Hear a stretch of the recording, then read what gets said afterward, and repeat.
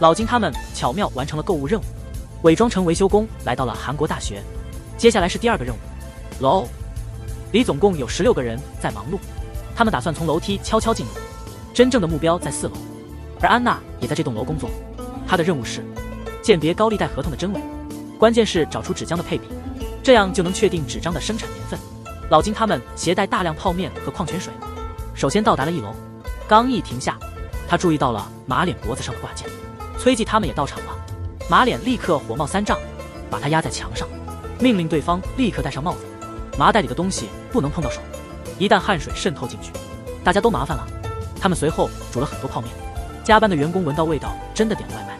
老金他们接过外卖，亲自送了进去，这样做是为了探查目标身边有多少人，这让老金也吓了一跳，因为他们的目标竟是负责鉴定合同真伪的安娜。而另一边的小美也很机智，她的购物车中突然多了一瓶洗发水，里竟藏着求救信号，这是老金悄悄加进去的。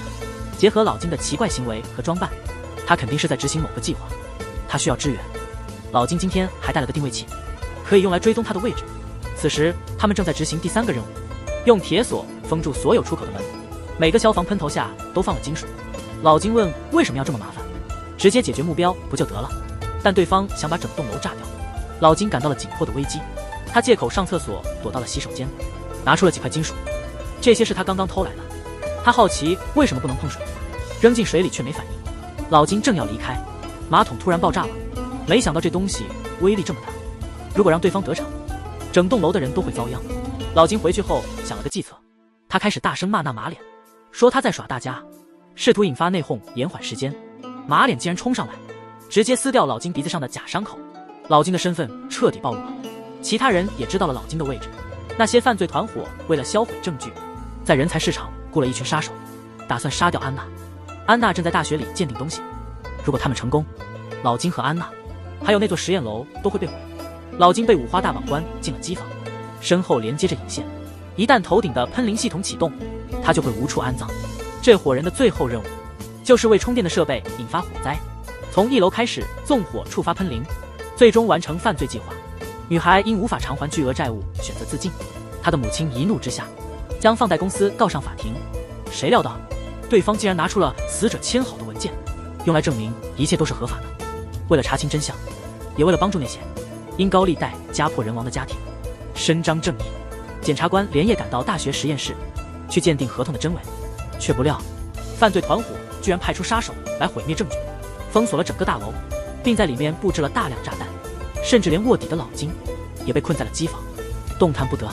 当逐一逃生口被封死，老金知道不能坐以待毙，他用力踢开柜子，试图用抽屉边缘切开绳索。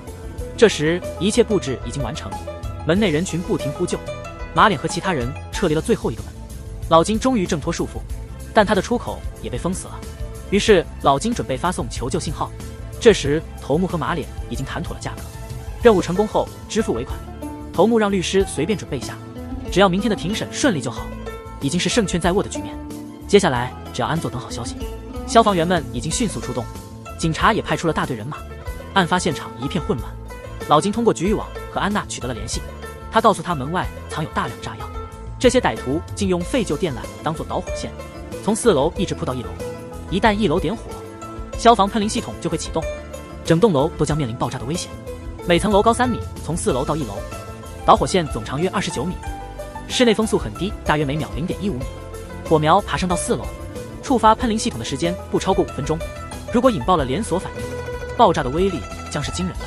时间紧迫，实验室里肯定装有气闸，火焰会沿楼梯蔓延上来，只需切断气闸的供氧，就能阻止火势蔓延。安娜随即采取了行动，而楼下的马脸已经付了钱给那2人，随后便点燃了导火线。消防和警察队伍已经赶到，在安娜的操控下，气闸成功启动，成功扑灭了窜上来的火焰。老金从通风管道中爬了出来，但马脸又有了新的计划。消防员一路破门而入，不一会儿就到了3楼，成功救出了一些工作人员。到了4楼，却发现那铁门异常坚固。楼下的老金突然想起马脸脖子上的那个挂件，他急忙向小美描述了情况。原来那东西是喷淋系统的遥控器，事情一下子变得棘手了。虽然暂时控制了火势，但如果马脸远程操作喷淋系统，这栋楼还是可能会爆炸。尽管他们费尽全力， 4楼的出口依然被封锁，队长无法掩饰自己的颤抖。他回想起那场可怕的火灾，战友在火中牺牲的情景历历在目，那些画面至今仍深刻在他的记忆中。那无助的呼救声一直在他耳边回响，这使得队长做出了一个极为艰难的决定。这个决定立即让所有人都感到非常震惊。难道要放弃4楼的人们吗？但只有队长自己明白，他不愿再看到战友在火中牺牲。无奈的队员们只能服从命令，但智胜仍决定留下，毫不犹豫，因为安娜是他的妹妹，他必须确保她安全。老金也在忙碌着，他提着一罐装满液氮的容器，直接走到地下室的左侧阀门，不顾一切可能的低温伤害。老金立刻将液氮倒在水管上，目的是要将水管冻住，这样即使犯罪分子按下遥控器，喷淋系统也无法启动。果然，马脸还是按下了按钮，喷头瞬间喷出大量水，地下的金属钠与水猛烈反应，连续的爆炸立刻发生。安娜不幸被热浪击倒，情况急转直下，但液氮终于发挥了作用，水管停止了供水，这场爆炸最终得以控制。眼前一片狼藉，智胜急忙投入救援，他把奄奄一息的安娜从实验室救出。马脸的计划落空了，但他因为贪财不愿意罢手。这时安娜苏醒过来，他今天必须在开庭时把证据交给警方，于是智胜马上开车去法院。但在半路上，他们的车被马脸猛烈撞击，所有人瞬间陷入危机。事态还未结束，马脸爬到车顶，开始用锤子敲打油箱盖，他打算把车里的人全烧死。关键时刻，老金突然从后面扑上去，阻止了他。两人激烈搏斗，马脸最终被制服。老金他们驾着破车赶到了法院。最后关头，安娜作证出示了合同的鉴定报告，经专家鉴定，证明合同是伪造的。这是高利贷团伙的常用手段，他们通过这种方式敲诈借款人，直到借款人还不起天价债务，然后采用暴力手段催收，对受害者进行欺凌。放贷头目最终败诉，也将面临法律的制裁。那些因高利贷苦不堪言的人，甚至家庭破碎的家庭，终于能得到应有的赔偿。这场官司终于告一段落。队长轻轻擦了擦头盔，这些记忆他永远无法抹去。那场被火焰吞噬的夜晚，难以忘记战友被烈火吞没的场景，那些灵魂深处的怒吼声，知道前面是深渊也要勇往直前。作为那些永不退缩的人，他们总是第一个冲进火场，带着最后一个幸存者走出来。案件虽然暂时告一段落，但警方发现了新的线索，那个名叫崔吉的人突然消失了。老金还记得那个夜晚，崔吉接到了一条神秘的雇佣短信，究竟是谁在操控一切？没错，幕后黑手是集团老大阿华，他的目标是清除所有知道内幕的人，把他们一个个消灭。阿华让一个老头给老金打了一个秘密电话，目的是引老金出来。老金又将面临一场新的危机，他能否再次化险为夷呢？一座被烧毁的仓库里，发现了一具尸体，法医进行了检查，死者是一名男性，尸体的双手呈现抱拳状，这是由于高温造成的。用 UV 灯检查，在死者的脖子上发现了荧光痕迹，原来是烧焦的绳索留下的，绳索被火烧的粘在皮肤上，隐藏在颈纹中，因此不易被发现。这为死因的调查提供了线索。随后，法医熟练地开启了尸体的胸腔，切开了支气管，里面没有发现黑灰。这一发现非常奇怪，如果有人在火灾中死亡，通常会吸入大量的烟尘，这会让支气管变得漆黑，但这名死者的支气管却异常干净，这表明他在火灾发生时已经停止了呼吸，舌骨断裂，意味着他是被强大的力量勒紧致死，因此死因是被像绳索一类的东西勒紧导致窒息，很明显是他被人勒死。这起死亡明显是他杀，这是一起谋杀后纵火的案件。不久，死者的身份也查明了，死者名叫方必久，他一生中有过13起犯罪记录。随后，老金到了尸体被发现的废弃仓库，这里已被大火烧毁，但仍旧找到了一些线索。首先是火源点，屋内有3处明显的纵火痕迹，显然是凶手为了毁灭证据故意留下的。现场有种类似打火机油的味道，窗户在火灾前就已经被破坏，侧门一直没被打开，所以凶手只能从窗户逃出。门外一尘不染，门内却被烟熏得漆黑。这里有玻璃碎片作为证据，碎片表面覆盖着灰尘，但被遮盖的地方仍然完好，这表明凶手在火势蔓延之初就逃离了，这是一个重要的证据。窗外的脚印也支持了这个观点。老金继续调查现场，在一个电箱下面发现了血迹，这可能与案件有关。既然受害者是男性，他肯定跟凶手抗争过，这些血迹可能是他们打斗时留下的。老金觉得特别过瘾，他从来没有像今天这样如此轻松地解决过案件。随后警方动员大量人力，在周边地区搜索凶器等物品，最终找到了一瓶用完的打火机油，瓶子上有很多指纹。这样一来，找到凶手简直是小菜一碟。激动的老金还和小李拍了张合影，但当指纹结果出来时，他完全傻眼了，竟然是老金自己的。老金注意到瓶子上的标签，和之前在美英家里找到的标签一样，他确实曾经碰过那瓶子。那瓶子应该在办公室里的，怎么会突然出现在现场呢？鞋子的鉴定报告也出炉了，鉴定显示凶手穿的是警用鞋，款式还是警察常穿的那种，看起来跟老金穿的完全一样。这么说来，指纹和足迹都指向老金，所有证据都对着老金，警局里也乱成一团。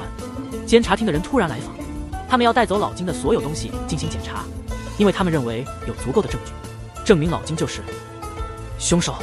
不幸的是，现场突然来了一批人，是由检察官哲浩领导的调查团队。哲浩已经和阿华串通好了，只要能把老金诬陷进监狱就行，任务算是完成了。他们这次显然是做足了准备。一见面，哲浩立刻宣布要接管这个案子，这股嚣张劲让老金非常生气。但哲浩接着说，虽然这里没有监控，但有辆车的行车记录仪恰好录下了凶手的面目。他随手拿出了一个存储卡，视频里的人影正是昨晚被诱到这里的老金。毫无疑问，这正是能让老金落网的关键证据。这张卡是阿华交给哲浩的，目的显然是要让老金坐牢。这时智胜提出疑问，他说第一个报警的人很可能就是凶手，不妨查查是谁报的警，这样更有说服力。结果一查还真是吓一跳，没想到报警的人也是老金。他让老金自己解释为何会出现在这里，可老金似乎有事烦心，不愿多言。看得出老金心里确实藏着事。刑警英珠也觉得没时间浪费了，既然事情已经到这一步，他决定带老金一起走。哲浩还挑衅说，老金以前不是也杀过人，这次应该更轻车熟路吧。老金气得直接上去揪住了他的衣领，他认为这些都是间接证据和推测，不能证明他就是凶手。不过这话很快就得到了致命的证实。法医团队赶到现场，他们一共进行了4次详细鉴定，现场的9滴血全都是同一个人的，那个人就是老金。事情发展到这一步，所有的证据似乎都指向老金。阿华还曾经指控老金谋杀，老金与他们之间到底有何纠葛？看来只能随着故事进展来揭晓。老金的事情传到了他爸爸检察长任国那里，任国要组长好好保护他的儿子，没想到这却引来了背后的一刀，因此他命令组长必须找到证据证明老金是清白的。但任国更生气的是，一个小小的检察官凭借一点点权力，竟然绕过他这个上司，直接去和阿华合作，这简直是逆天了。老刑警英珠的调查显示，老金曾用死者方必久的名字购买了一份巨额人寿保险，保险受益人还是他自己。如果保险人意外死亡，老金就能得到几十亿，而且他电脑里还有很多赌博的证据，这显示老金急需用钱，这无疑是谋杀的动机，真是太荒唐了。事态变得越来越扯，从他们这种栽赃陷害的行为来看，虽然想法很狡猾，但做法真的太笨拙了。其实让刑警英珠来调查，这也是阿华的一部分计划。这家伙就像头牛只知冲撞，完全是靠蛮力行事，脑海中只有满满的正义感，认定了谁是凶手就毫不犹豫地冲上去。他们要做的就是彻查到底，只需要把所有证据串联起来，确保老金顺利被定罪。只要这是办成，阿华保证哲浩后半生无忧。为了确保每个环节都完美，阿华连审判的法官都收买了。看来老金这次真的麻烦大了，组长也忍不了了，他让老金把心里话说出来，这对案件的破解肯定有帮助。老金被调到这里之前处理的最后一个案子就是阿华的，那家伙手腕高明，能够颠倒黑白，现在自己被阿华设计，谁是真正的杀人犯已不重要，重要的是让指控自己的证据失效。但更大的危机也随之而来。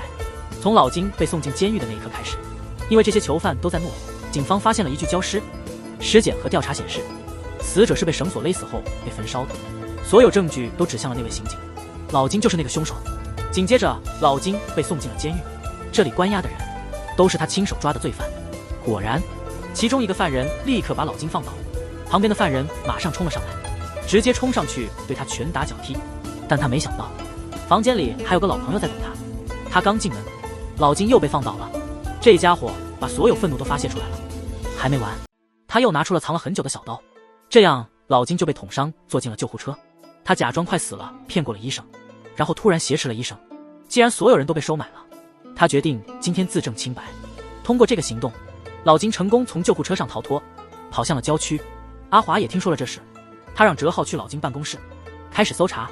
没多久，老金就打电话给阿华，让阿华等着，迟早他会把阿华送进监狱。但现在老金正在被全城通缉，阿华嘲笑他就是瓮中之鳖。为了隐藏行踪，老金只好躲进居民家，顺便拿走了几件衣服，这样可以暂时避开警方的搜捕。法医那边开始怀疑自己的初步鉴定，决定重新检查，发现尸体血液中有麻醉药成分，这表明死者可能是晚期癌症患者或吸毒者，剩下的血液只够做最后一次检测了。如果有重大发现，或许可以证明老金不是凶手。老金悄悄溜进了医院，他找到了一个住院的男孩，这个男孩正是老金昨天在火场救出的。面对救过自己命的人，这小子只是简单说了句谢谢，然后又埋头玩起了游戏。老金感到很困惑，那个发生火灾的地方真的很偏僻，这孩子为什么会跑到那儿？难道仓库里还有其他人？男孩说他只是偷偷去玩游戏，不过那里常有拾荒者出没，这样的话问题就好解决了。老金忍着疼痛，终于在晚上达到了拾荒者的营地，但最终还是因体力不支而昏倒了。没多久，小美也急匆匆地来到了这里，这正是老金的计划。他通过那个男孩，把自己的行踪告诉给了小美。在一个大叔的带领下，小美很快就找到了受伤的老金，他二话没说就开始给他治疗。另一边，智胜也有了重大的发现。案发那天的日出大概在6点半，附近唯一的监控正好对着案发现场的仓库。虽然监控没拍到火灾的详细前后，但火灾是在日出前发生的，在那么黑的凌晨，监控可能捕捉到了凶手的行为。助燃物是打火机油，它点燃的瞬间会产生强光。果然，智胜在监控中看到了火灾发生的一刻，那是后面的仓库着火后，光线反射到对面的房子上。这时，老金和小美正在一堆旧鞋中寻找线索，如果能找到那双警用鞋，就能证明自己的清白了。智胜这边又有新的发现，这个装着打火机油的瓶子，非常可能这是之前美英杀人案的证物，怎么会突然出现在这个案子里？这说明他们内部有人故意从证物室拿走，用来在案发现场陷害老金。经过不懈的寻找，老金最终在这里找到了一只警鞋，这正是拾荒大叔的同伴的东西。这个案子也快要水落石出了，突然发生了一起纵火焚尸案。根据警方调查，无论是指纹还是血迹，都直指刑警老金就是嫌疑人。为了证明自己的清白，他带着伤逃离追捕，试图揭露案件的真相，坚持不懈，终有回报。老金最终在一双警鞋上找到了线索，他把嫌疑人带到警局自首，这家伙的脚印和现场的完全吻合。对于杀人的问题，他也不否认，还说玩火很刺激。老金让他说出是谁指使的，但斗万说要先吃饭才能回答。这时，安娜带来了检测设备，如果在狭小的空间里纵火，头发肯定会因高温而改变，但嫌疑人的头发并无异常，反而老金的头发有被烧的痕迹，这让老金不知该如何是好。刑警英珠上前，准备再次把他带走，但这时法医出现了，他的新检测得出了不同的结论。去医院抽血常用的就是血常规管，老金常因抓坏人受伤，所以医院几乎成了他的常去地。有些检查完剩下的血液会被当作医疗废物处理，因此肯定是真凶为了栽赃老金才偷走的。头发上的烧痕是老金上次和罪犯搏斗时留下的，连警鞋都被烧到了。这种警鞋虽然耐穿，但已经过时。办公室里还有很多存货，打火机油本放在政务室，查一下监控，内鬼应该很快就能露面。老金出现在案发现场，那是调查的机密，自然不能公开，因此之前指控老金的证据都不成立了。老金终于洗清了嫌疑，他们随后去了医院，但废弃的医疗区域没有监控，这让找人变得非常困难。阿姨这边找到一条绳子，一条来自尸体，另一条是在纵火现场找到的。这起案件看起来是有预谋的，犯人用了2条绳子，一条易燃，一条不易燃。犯人先用不易燃的绳子绑住脖子，然后将易燃的绳子绕在另一根上。现场的血迹还有破窗逃走时的脚印都是假造的，这说明根本没发生过打斗，脚印也是假的，一切都是死者自导自演的。他把做好的绳子挂在天花板上，接着点亮了打火机，单手持着它，摆好了姿势之后，踢掉了脚下的支撑物。随着生命逐渐流逝，手中的打火机终将无力地松开，最终引燃了地上的打火机油。这样一来，犯罪现场就布置完毕了。所以说，这案件要么是自杀，要么是教唆自杀，死者可能是自己结束了自己的生命，但这背后可能有更复杂的情况。老金出现在案发现场是因为是阿华叫他来的，想单挑，这是阿华栽赃老金的第一步。随后阿华的律师偷偷会见了真凶，他其实是警局里的人，现在调查正经，他需要出国避风头。案发那晚，他打碎了窗户，在地上撒了老金的血，留下景贤的脚印。毕九在旁边观看，他给自己身上倒满了打火机油，火势腾起的那一刻，他也受了伤。最后把政务室提供的打火机油瓶扔到了附近，再次完成了犯罪现场的布置。现在，阿华他们的目标是找到毒贩崔吉，只要抓到他就行，这样阿华过去的秘密就能永远保密。因为阿华曾是个杀手，几年前，有个叫石美婷的女孩被奸物刺中了颈部，残忍的杀人，而幕后黑手正是阿华。但因为缺乏关键证据，他一直未被抓捕。帮他造假不在场证明的，就是一个名叫崔吉的家伙。所以老金必须得找到他，否则阿华如果先找到他，这家伙肯定没命。崔吉有癫痫病，肯定需要去药房买药。抓住这个线索，老金他们终于锁定了崔吉的位置。阿华则去了放贷团伙那里，花重金雇了个杀手，任务是悄无声息地干掉崔吉。不可否认，杀手的动作非常迅速，一进门就制服了崔吉，并且准备大量毒品注入崔吉体内，伪装成吸毒自杀的现场。但是老金他们也已经摸清楚了情况，快到了，所以杀手只好撤退。老金他们一到，立刻开始救助崔吉，幸好还不算太晚，崔吉在救护车上，经过审讯，最终承认了与阿华的犯罪事实。警方随即行动，阿华意识到自己暴露了，命令手下迅速销毁所有证据，并在房间点火，然后逃到楼顶，准备乘坐直升机逃离。就在直升机即将降落时，老金冲上去抓起水管，猛地向直升机喷射，直升机无法降落。接着老金把阿华也放倒了，有了铁证，他终于要把这个坏蛋逮捕。但阿华发现老金受伤，立刻反击，又抓起消防水管，用力勒住老金的脖子。老金全力一甩，把阿华甩向天台边缘，自己也被惯性勒住了脖子。小李他们很快赶到现场，发现老金已无心跳，阿华也被吊在大楼上。这场惨烈的行动终于结束，在小美的急救下，老金心跳恢复，但他还未苏醒。阿华在审讯室依然嚣张，那些证据也被他替换了，现在无法证实阿华的罪行，只有等老金醒来，这案件才能真相大白。女孩坐在阳台上想要跳下，她扔掉了自己的练习册，接着是文具盒，这些让她感到空虚的东西和让她母亲虚荣的东西，今天她都不想留下。她最想放弃的是那些一直被忽视的声音。楼下居民报警后，消防员小美第一个赶到，面对名叫夏恩的女孩，女孩身体又向后倾斜，为了确保她的安全，小美轻松地跟夏恩聊天。智胜在另一边准备救援，他打算从女孩头顶着手。夏恩觉得自己很失败，就像妈妈不能挑选孩子，他也挑不了妈妈。就在这时，智胜一跃而下，一脚踢开夏恩，将他推回房间，这才阻止了一起自杀事件。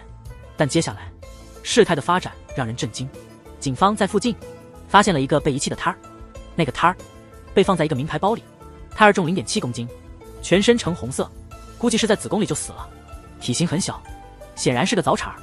尸体腐败不严重，所以尸检时间应该不长。脐带截断很不规则，看来是用工具草率剪断的。胎儿的姿势很奇怪，可能是母亲故意压迫肚子，可能是为了避免被发现怀孕。尸检显示，这不是谋杀，而是一起胎死腹中的弃尸案。小李在垃圾堆里还找到了胎盘，这进一步证实了这个结论。警方开始从那个名牌包包入手调查，但被鉴定为假货。在一堆被丢弃的物品中，他们还找到了几张银行卡和账单，所以可能很快就能查明相关人员的身份。立刻就确认了，她就是广告界著名的创意总监方金子女士。关于这个包包的来源，方金子不承认是她买的，说周围那么多人，任何人都可能想栽赃她，毕竟她都已经40多岁，哪还有心思生小孩，更不用说把胎盘当垃圾扔掉了。但仅仅方金子一个人的话没什么用，小李还是收集了她的 DNA 样本，为了后续的验证。法医这边晚上就得出了化验结果，她确实是那个被弃婴的外祖母，也就是这个婴儿是方金子女儿的孩子。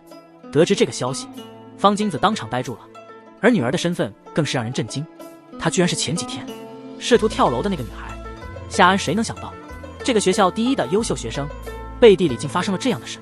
难道她和她肚子里的孩子都是受害者？从头到尾，这个孩子一再说我不知道。母亲方金子赶来后说要亲自教育她一番，她不在乎女儿是否真的怀孕，似乎更想压下这件丑闻，毕竟她在业界也算是个名人。在老金的坚持下，最后由小美来引导夏恩讲真话。果然夏恩最终开口了，她说现在说什么都太迟了，至于其他的事情夏安没多说什么，但共情确实能帮助沟通。在小美的帮助下，夏安坦白了周三的事。被问及孩子父亲是谁时，夏安突然沉默了。学校的班级里顿时乱了，有同学大声说，早就察觉到夏安肚子大了，所以他去警局是必然的。这让班上的一个男生很不安，他甚至有点愤怒。沉默了一会儿，夏安决定写下跟他发生关系的人。令人震惊的是，他列出了5个男生的名字。什么样的母亲会这样无情地处理未成型的胎儿？根据尸检结果，这个胎儿的体重不到1000克，脐带甚至是被工具乱剪的。这不仅是早产，孩子在肚子里就已经死了。警方仔细调查后发现，孩子的母亲竟是之前想跳楼自杀的女孩。更令人震惊的是，夏安自己都不知道孩子的生父是谁，而是列出了5个可能的男生。这5个男生中的4个都是学校成绩优秀的学生，还有1个是成绩较差的学生。老金他们打算取这些人的 DNA 样本，但校长表示现在正值考试临近，如果现在进行调查，可能会影响学生们的成绩。在这种情况下，他们不得不暂时搁置调查，这让情况变得更加复杂。不得已，他们以尖子生家长会的名义召集了家长，于是这些男生的家人都被请来了。夏安的妈妈也只能勉强赶到学校，明显是很不情愿。小李认为这是确认生父的最佳方式，但另一个孩子的妈妈却让校长阻止警方介入。毕竟现在正值考试期，要是孩子考砸了怎么办？他的未来怎么办？儿子的前途考虑了吗？有的妈妈则不太担心，因为他儿子3年前就做了结扎，所以确定不关他的事。但其他妈妈揭露了更多事情。秀贤是这群孩子里最坏的，不止经常骚扰班上女生，还偷装监控摄像头在女洗手间。秀贤的妈妈很不满，她反驳说，明明是永明最可能和夏安有关系，她知道永明一直暗恋夏安，还跟踪过夏安。情况越来越复杂，另外2个孩子的妈妈忙着劝架，他们还在争论谁的名牌包是假的。几个妈妈开始互相扯发，场面一发不可收拾。老金看不下去了，只能拍桌子试图制止他们。他费了好大劲，终于了解了不少隐情，但还有1个孩子的家长不知去向。校长解释说，那是因为他的成绩太差，所以那位家长没资格参加这次会议。正当老金准备离开时，他又听到了一条重要信息，原来夏安还有个哥哥叫敏俊，他也曾经做过结扎手术，这表明夏安的妈妈还有另一个儿子，他们为什么从不提起他呢？之后，老金把这些孩子再次召集到一起，虽然学习成绩不错，但他们的品行却差极了，满嘴脏话，还拿夏安的怀孕当作笑料，互相取笑，甚至嘲笑老金的双眼皮手术做得很失败。原来他就是暗恋夏安的那个男生。到了晚上，夏安和他妈妈正在吃晚饭，他的妈妈叫方金子，又提起了警方最近的调查，他让夏安专心备考，好在将来能在爸爸工作的法院找到工作。但夏安故意反驳妈妈，带着一点挑衅的意味。这时儿子敏俊放学回家了，从这些对话中可以看出，这个家庭的关系并不融洽，这也许是夏安早早怀孕的原因。难道是为了报复他妈妈吗？法医的鉴定结果也出来了，那5个白天采样的男生都与死胎没有亲子关系，既然没有关系，就需要重新选人。这时校长提供了一个重要线索，有个男教师平时与夏安关系非常亲密，因此这人有一定的嫌疑。这位名叫阿俊的老师坚决否认与夏安有过关系，并拒绝提供 DNA 样本。这样一来，案件又陷入了僵局。不过智胜发现了惊人的事情，他发现了一个可能破案的关键线索。那天夏安跳楼的时候，执法记录仪记录下了屋内的情况，最里面的房间好像有人，这让老金他们觉得很奇怪。明明知道家里有人要自杀，他们为什么还躲在房间里不出来呢？难道他们家里发生了什么见不得人的事吗？不过查一下就知道是谁了，只要查一下电话基站的定位就行。但在这之前，老金他们打算先取得夏安家男性的 DNA。 哥哥敏俊的耳机上有耳屎，直接拿走耳机就能检测。父亲俊哲是个大法官，他经常在后院吸烟，可以从他吐在地上的口水取样，然后就交给法医去分析，相信很快就能有结果。之后老金还去了敏俊做结扎的医院，结果发现他去年其实没做结扎，所以敏俊还能生育。下一步就是亲自去夏安家调查，散布谣言，只是为了保住自己学校第1的位置。方金子知道女儿给警方添麻烦了，急忙跑过来说会好好教育她，但夏安立刻揭穿了他母亲的意图，他就是想掩盖家里的丑事，怕影响家庭的名誉。一个连女儿怀孕都不知道的母亲，怎么有资格当母亲？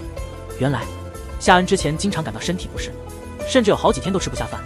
冷漠的母亲只关心她的学习和考试，完全不关心女儿的生死。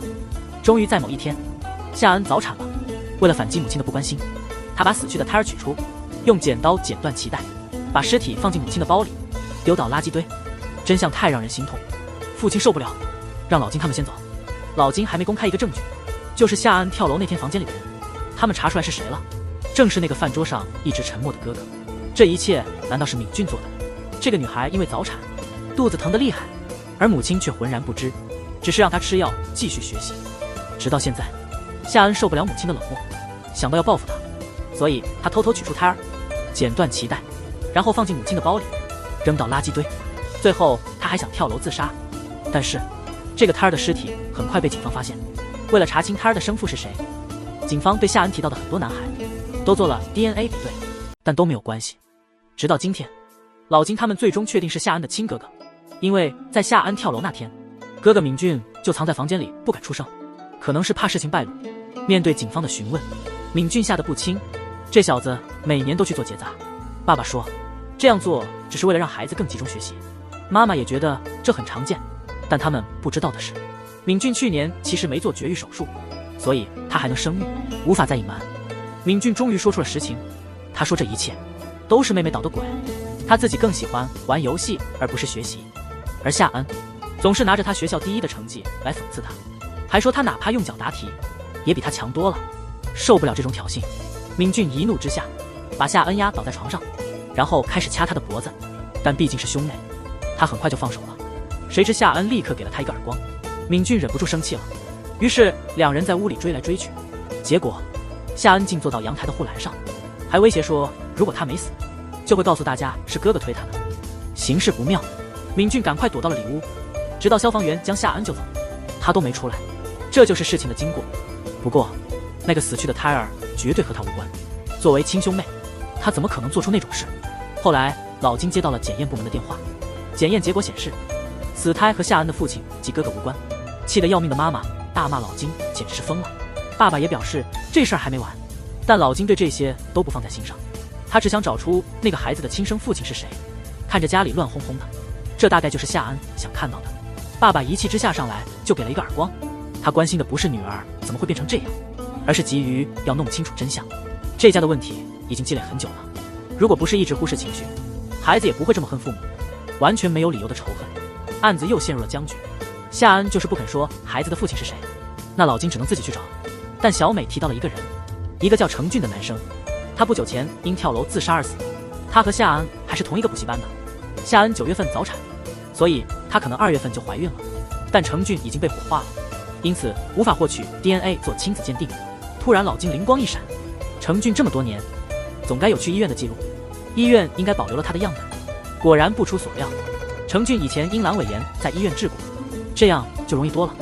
老金打算一举两得，他让组长去学校放风，故意透露医院有生父的样本，用这个来看大家的反应。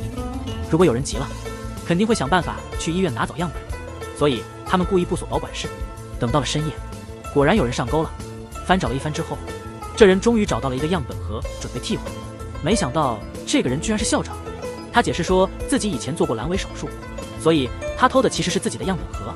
他想把含有程俊样本的盒子放回去，反正程俊已经去世了，即使把他栽赃为孩子的生父也无所谓。校长谈到夏恩，成熟的不像他那个年龄的孩子，他甚至很早就知道如何利用自己的优势来换取自己想要的东西。每次我路过走廊，夏恩总是故意用挑逗的眼神看着我，他就是想让我无法摆脱他。当然，校长也曾想过立刻结束这种关系，但夏恩早就保存了所有的通话记录和短信，以防校长之后不承认。夏恩的目的其实很简单，他想通过这种方式从老师那里得到好处，那就是好成绩。在这种交易之下，校长每次都会提前泄露考试题目给夏恩，所以夏恩自然而然就成了年级第一。现在后悔也已经来不及了。作为学生的引路人，校长不仅没能守住自己的职责，甚至连基本的道德底线都被美色诱惑拖下了泥潭。这样的人真的不值得同情。这件事情又有了新的发展，法医最终确定了胎儿的亲子关系，结果证明生父其实不是校长，而是已故的程俊。但夏恩脸上的不敢置信的表情，说明他一开始也不知道孩子是谁的。这表明夏恩已经和不止一个人有过关系。其实夏恩原本也是个勤奋学习的好孩子，面对程俊提出的交往请求，他也像其他孩子一样给予了拒绝，还坚称恋爱得等到大学之后。谁料这句话却让本就孤僻的程俊彻底绝望，最终他选择了自杀。或许夏恩曾因为同情而答应了程俊，但他也得为自己的决定承担后果。慌忙中去垃圾场丢弃了那些东西，连孩子是男是女都不知道。夏恩也迷茫了，不明白自己为何会变成现在这样。他实在想不通，为什么父母除了学习什么都不关心，从未与自己多说一句话。直到如今，夏恩终于真诚地认错，但他始终等不到父母那急需的一个拥抱。在这样的家庭环境下，夏恩的成长道路无疑非常艰难。女孩每天早晨都会给隔壁住的刑警送鸡蛋，但在一个夜晚，她的2个脚趾被人割掉，扔到了花坛中。从此，女孩的贤淑形象消失了。根据法医的分析，凶手可能并未杀死贤淑，他这么做可能是因为极深的仇恨。7年过去了，这起案件仍是个悬案，警方几乎都认为贤淑早已遭遇不幸。但在今晚的医院里，出现了一位怪异的病人，他的大脚趾被整齐地切除了，他的经历引人注目。小美立刻被这一幕吸引了注意。没多久，女孩终于苏醒过来，但她怎么努力都发不出声音。小美只能用手语和她交流，女孩却突然抬起了手臂，手臂上刺着一幅图画，看起来像是一座房子。紧接着，女孩好像看到了什么，突然表现出极度的恐惧，好像她看到了最害怕的东西。这是她一生中最恐惧的一刻。她因为过度惊恐，又一次昏迷了过去。根据医生的诊断，他们发现了一些情况：女孩的喉部神经长期受损，这种伤害是经过多年累积的，是逐渐形成的细微伤害，这就是她无法说话的原因。难道真是有人故意这样对她吗？女孩之前试图自杀，是倒在医院门口被救的，现在看来，她可能长期遭受虐待。世胜觉得事情不对劲，急忙叫住了路过的老金。老金这才想起了一切。是的，没错，这个人正是失踪了7年的贤淑。老金二话不说，立刻追了上去。他后悔当初没能保护好这个孩子，这次他一定不能错过。但事情并不顺利，贤淑又一次从老金面前消失了，推走他的人正是凶手。短短不到5分钟，老金搜遍了整个医院，却找不到贤淑的踪影。此刻的凶手，贤淑已经被凶手装车带走了。凶手很可能是医院里的人，他巧妙地避开了所有的监控。不过贤淑还是留下了一些线索。老金他们仔细检查了贤淑手臂上的纹身，看起来像是用笔芯自己纹的，这表明贤淑在遭受虐待时就已经计划逃跑。通过纹身的样式来看，贤淑应该是从下往上看这个纹身的。贤淑的皮肤很白，说明她长时间没晒过太阳，看来她可能一直被关在某个地下室里。纹身顶部有个十字架的图案，因此她可能被关在某个教堂附近。还有一个图案看起来像飞机，所以这个地点可能在某条飞机航线下。1.7米的人在4.7公里外能看到地平线，但如果是在地下，视距就不到3公里。他们再次缩小了搜索范围，这无疑为救出贤淑提供了重要线索。在搜寻的过程中，老金突然想起当年贤淑的话，贤淑曾多次被跟踪狂骚扰，而老金当时并未重视。老金一直被误认为是凶手，因为贤淑的脚趾被埋在了他家院子里。此时老金来到了自己的老房子附近，他毫不犹豫，直接撞开了挡路的车。观察之后，发现这里最符合纹身上的描述，这扇后面的窗户很可能就是关押贤淑的地方。这栋房子显然无人居住。老金破门而入，冲进了屋内。他注意到衣柜似乎被人挪动过，果然没错，柜子后面真的藏着一个密室。老金一步步往下爬，逐渐看清了囚室的全貌。脚下的水坑里满是血迹，墙上挂的照片立刻吸引了老金的目光。原来囚禁这女孩的竟是医院里的一个医生。这女孩被囚禁了整整7年，她唯一接触外界的方式就是通过头顶的那扇小窗户。她把所见的景象刻在了自己的胳膊上，为了防止女孩喊叫或逃跑，那凶手每隔一段时间就用力划伤她的声带。还为了报复警察，凶手残忍地割下贤淑的2个脚趾，扔进了老金家的花坛。在这种环境下，贤淑试图自杀多次，但医生凶手绝不让她轻易死去。直到今天，老金终于根据线索找到了囚禁贤淑的地下室，但是凶手正准备把贤淑转移。警方资料显示，那个凶手名叫庆俊，他是个手术医生。贤淑肯定是看到了他，才会那么恐惧。难以想象，一个人被困在这里7年是什么样的感受。他拼命呼救，却无人应答时，那种绝望该有多深。现在完全追不到庆俊的行踪了。于是老金他们决定去他家里搜查。接着他们找到了一页被撕掉的笔记本，显然有人不希望某些内容被人发现。这时的庆俊已经把车开到了一个工厂，他打算在这里实施他的最后计划。与此同时，老金通过铅笔描摹发现了一个地点，庆俊很可能就藏在那边。看到嫌疑人的车就在这附近，急着要救人的老金二话没说就冲进去了。进去后，他看到贤淑就在不远的地方，但狡猾的庆俊控制了周围的机器，阻止老金靠近。如果硬要救人，他会立刻把刚才砸向贤叔。庆俊声称自己才是真正爱护贤叔的人，老金根本不配得到贤叔的善待。原来早在7年前，这家伙就已经在暗中观察贤叔。他用相机记录贤叔的日常，每天贤叔给老金送鸡蛋的时候，庆俊也会偷偷的观察。他自视为贤叔的守护者。等到贤叔长大成人的那天，庆俊还为他准备了新衣服和鞋子。在他看来，这是极高的关怀。但那些偷拍的照片却让贤叔感到非常害怕。贤叔觉得自己肯定被某个变态跟踪了，所以他把这件事告诉了老金。但当时的老金没把这当一回事，甚至还觉得贤叔有点烦，因此连电话都不想接。在庆俊看来，像老金这种人根本不配得到贤叔这样的好，于是他决定要采取行动。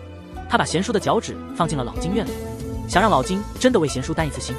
结果事与愿违，老金居然背上了杀人犯的罪名。原本以为受了怀疑的老金会加倍努力去找贤叔，可庆俊万万没想到，老金竟然直接搬家了。就这样，贤叔被囚多年，一直被关在老金家门口。他每天都幻想着老金能来救他。直到7年后的一天，贤叔终于等到了机会。窗外那人正是搬回来的老金。他怎么呼救，厚厚的玻璃却一点声音也传不出去。阳光照在贤叔脸上，他的世界却更黑暗了。贤叔最终放弃了活下去的念头，但庆俊不忍心贤叔就这样死去。趁着人少，他悄悄把贤叔送到了医院门口，这样老金他们才重新找到了他。这就是事情的经过。老金特别难过，全怪自己的疏忽造成了这样的局面，所以他决定去死代替贤叔。正当他要替换贤叔的时候，庆俊突然按下了机械按钮，幸好最后他们都活了下来。紧接着，老金把庆俊堵在了仓库里，一番搏斗之后，他终于制服了庆俊。哈哈，几天过去了，贤叔的情况也慢慢好转。他看到老金第一句话就问，为什么当初不接他的电话？原来贤叔第一个晚上就被绑架了。庆俊给了他一个机会，如果老金接了电话，贤叔就能离开。但事情并非如愿，老金以为是贤叔又来烦他，所以就没接电话。这间接导致了贤叔后来的7年都在地下度过。贤叔喜欢老金，但同时也很恨他。后来贤叔问起自己的爸爸在哪里，奶奶告诉他爸爸已经去世了。几秒后，大家才反应过来，贤叔口中的爸爸竟是囚禁他7年的庆俊。这7年里，他对庆俊的感情复杂了。贤叔害怕这个男人，但某种程度上又离不开他，这是一种病态的依赖。愤怒的老金冲进审讯室，他把所有监控都调了过来，然后猛地把庆俊按在墙上。没想到庆俊反嘲老金，说老金自私到极点，为了破案什么都做得出来，这和罪犯没什么两样。如果没了警察的身份，谁抓谁还真不一定。庆俊这么一说，老金彻底失去理智，一把抓住庆俊的脖子。他从未这么凶过，但最终还是放手了，因为他记得和贤叔的约定，每抓一个坏人，就会收到贤叔送的千纸鹤。在贤叔失踪的7年里，老金一直在默默抓坏蛋，当然有时也确实用了一些手段。他其实有个很简单的心愿，那就是希望当千纸鹤达到1000个时，能见到贤叔。虽然愿望实现了，却也留下了刻骨的遗憾。老金选择了辞职，因为他始终无法释怀心中的愧疚。然而小美说，在这世上有许多事情我们无法掌控，如果背负太多压力生活，那怎么可能会快乐呢？其实人生还有很多别的意义。